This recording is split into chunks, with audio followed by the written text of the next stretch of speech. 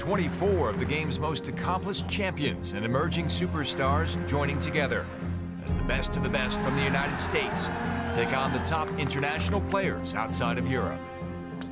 We are joined, and when it comes to golfing commentary and analysts all over the world, this man is right up there.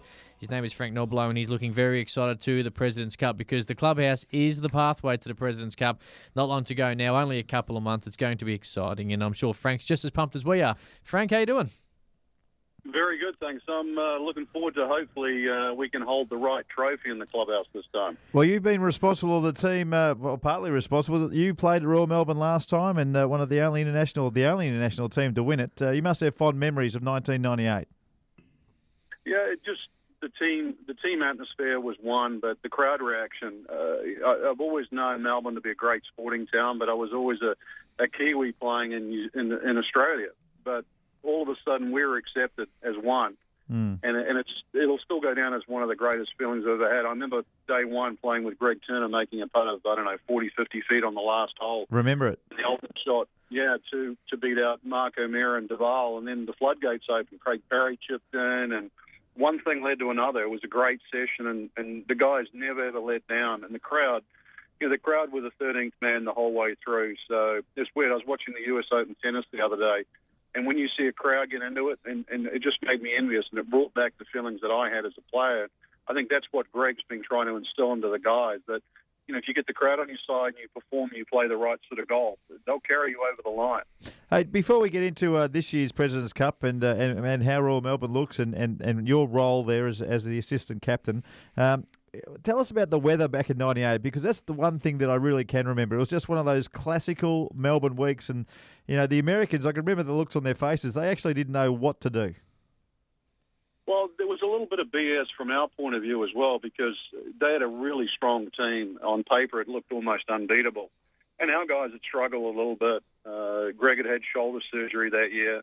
And I always joke with him. I sort of say, well, what surgery are you going to have this year going in? At least he's not playing. That's the main thing. But the practice rounds, they really looked a formidable opposition, but the wind blew from a different direction.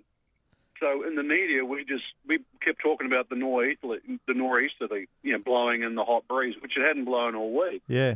And lo and behold, that's what happened on day one. We got the breeze where, obviously our players were used to it. Course dries out more. It gets a little fiery, and it plays totally differently. And that was, I guess that was the first little bit of magic that happened. And, of course, when it works in your favour, the other team starts to think that they've sort of been duped. And then you just try and ride that wave. But a lot of great play. We made a lot of good putts. But, the weather, I think if you've never played Royal Melbourne in sort of windy conditions, you got to know, especially in those days. The guys hit it further these days, obviously. But when those greens start to firm up and they get fast, they're as ferocious as any in the world. So you've got to know how to putt them when they're quick and windy. And also you've got to know where you should go and where you can't afford to go. And it sort of played right into our hands. Momentum's a big thing in sport, in any sport, Frank. Did you feel the momentum switch and really run with it over that weekend? Yeah, I've never, ever been in... I played a lot of team sports as a kid, and I played a lot of World Cups for New Zealand, even as a golfer, but I've never seen momentum, going from day one, where even the American media, which I'm sort of now part of, they're almost dismissive to our team on, it was pretty much a case of how much we were going to be beaten by. Yeah. So when you get 12 guys, with a chip on their shoulder, I'll be honest, that's what it was like going there. You just knew you're up against a juggernaut. And then when things started to go in our favour, the guys were experienced enough, they were gritty enough that it was an opportunity that was too good to let go. And our pep talks every night, it was amazing. The bus rides back into the city, and the players that had spent a lot of time, like myself in Melbourne, you just knew how to enjoy it. Is that the number one highlight in your career? Yeah, you do a lot of individual things that there's normally a letdown after you win a tournament when you play by yourself, for yourself. So there's been events that I've won along the way, winning a couple of Saracen World Opens that I was very proud of. And, we'd gone close in the Dunhill Cup as a 3-man New Zealand team. But to be part of a 12-man unit, and it's something that very rarely happens in golf, we all fought hard for it because we knew we'd never play a Ryder Cup. And without doubt, these years back, I remember the solid moments. You remember other guys' great play. For a week experience, I've never had any better in the sport. Frank, if Greg Norman's up against Fred Couples and let's say Tim Clark's up against Jay Huss, that leaves you against Michael Jordan. How are you feeling about that? Well, as long as it's not basketball, I'm in, mate. It's fine.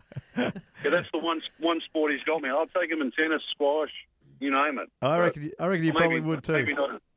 Maybe not a 100-metre sprint these days, but... Oh, well, he's nearly 50 as well, Frank, so let's not be too stressed about a sprint off. Better shape. I'm brittle. Now, Frank, Jeff Ogilvy, he needs to play well this week to keep his spot by all reports. I've got a little note here that says he needs to finish 25th to guarantee that he stays past Oosthuizen and gets in that top 10.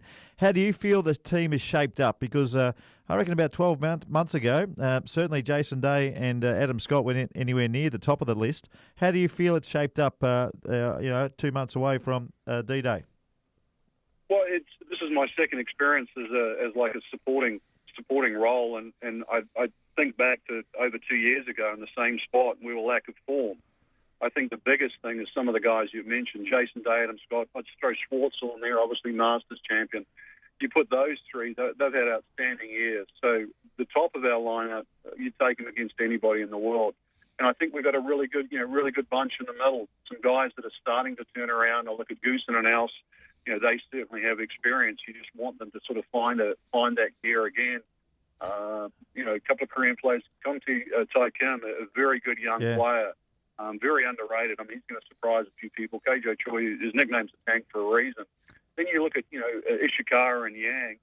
So I think the first sort of 7 or 8 are playing well enough or good enough. But you're right, the bubble guy, Ogilvy, that was a surprise. I mean, he's had an injury-ridden year, so I can identify with that.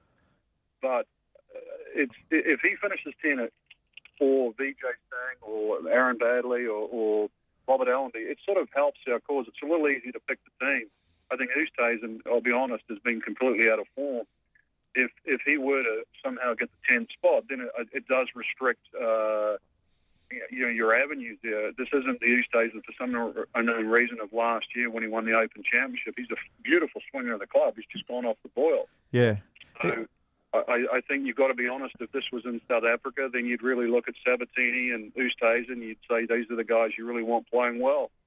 But when you look at Royal Melbourne and the great golf course it is, there's no question you'd like to have a couple of Australians that are playing very well, or at least players that are used to playing that golf course. Yeah, no doubt. And I guess if things go to plan and Jeff Ogilvy plays well this week, there are 2 Victorian golfers and one who's won there. Robert Allenby's won at Royal Melbourne. You'd think that would be a Monty for Greg. Would it be a tougher decision for you and Greg to actually go with Aaron Badley as well, or is VJ Singh just coming into a bit of form at the right time? Well, that's the predicament. I think you've hit the nail right on the head. That's when you look at those, and even Ishikawa was no lock really at number 9 as well. So I look at it, Wai Yang through to almost Rory Sabatini. But like I said, it'd be tough to pick a South African over Australian that's won there. It really is a coin flip. It's going to be weird because the first 10 are going to finish like this week, and then you've only got to win for the 2 picks, and there's a chance that none of the guys that we're talking about will get to play the following week. So that's going to be a little weird where no one's really going to have a chance to further their cause. They're all on the short list. VJ, former world number 1, that's just gone fourth, third. I know he had a miscut. And then up against Aaron, who won at Riviera, it was a great win on a great golf course. Robert Allenby every week seems to play well. It's a good predicament to have, but somebody's going to be disappointed. In this lead-up, Frank, how often do you have a chat to Greg about different players and how they're sort of sitting in the standings? Sometimes it's once a week, and then other times a couple of weeks goes by. He knows when it's crunch time. Obviously, there's another assistant captain now in Tim Clark, who should have been in the team, won the Players' Championship last year. So that role's sort of been split a little bit. You don't want to get in the guys' faces. The guys on the bubble know exactly where they are. They've been, I've talked to them. I see most of them just about every week out of here anyway. And you don't want to tell a guy in the third round, hey, you need it tomorrow. But quite often they'll ask at the end of the day, and you tell them, what's going on. It's no use hiding from them what's going on. You tell them they're on the short list or whatever they need to be. So, and then report back to Greg. Sometimes I'm just the go-between. sometimes Greg wants to chat to them directly. So that's sort of the way it's been. It's been very much an open book. Fantastic. Now, Frank, this year we desperately need a win in my book. I mean, not so much for the credibility of the tournament, because wherever it goes, it's big news. And like you wouldn't believe the excitement we have here in Australia, and particularly here in Melbourne at the moment, looking forward to it. But just for the rivalry of the international team and the US team, I reckon there's a big job ahead of you to really desperately need that win so it continues on for the rivalry. Do you feel that as well leading in? Yeah, no, I do. There's always the comparison between this and the Ryder Cup. My wish list, and it'd probably be after my time anyway, is that the President's Cup in some respects might one day be the Challenger Series like it is for the America's Cup in yachting, where the international team will have the right to play for the Ryder Cup. I believe that the guys deserve that. I still believe in the magnitude of the event. The chance to play America is a great privilege and an opportunity at the same time for young players or seasoned players. But when you look back to the Ryder Cup, the reason why I was going down that lane is the Ryder Cup was virtually an exhibition for a long period of time. It was Samuel Ryder's way of trying to get the various respective powers from across the Atlantic to play each other and further the sport. I think if he was alive today, he'd believe in what's happening now. But in order to make it as big as what it needs to be, you look at the Ryder Cup, it took Europe to win on a number of occasions to make that event what it is today. And that's why everybody considers it different to the President's Cup. I think once we start to win on a more regular basis, then there's no question it elevates the standard of it. No, that's a fantastic way to think, and let's hope down the track, Frank, that's the way it happens, because that is I haven't heard that scenario before, but I reckon that is an absolute beauty. Thanks very much for your time today, your work on the Golf Channel. We all love it. It's actually great to have a familiar voice and someone who's not saying wow after every shot, whether it's good or bad. Thanks for your time. Oh, cheers, mate. I'm looking forward to coming back down. Good on you. Frank Nobilo, he's going to be here for the President's Cup. Does a great job on the Golf Channel, as Mark Allen just said. History will be made at Royal Melbourne. Don't miss your chance to be a part of it.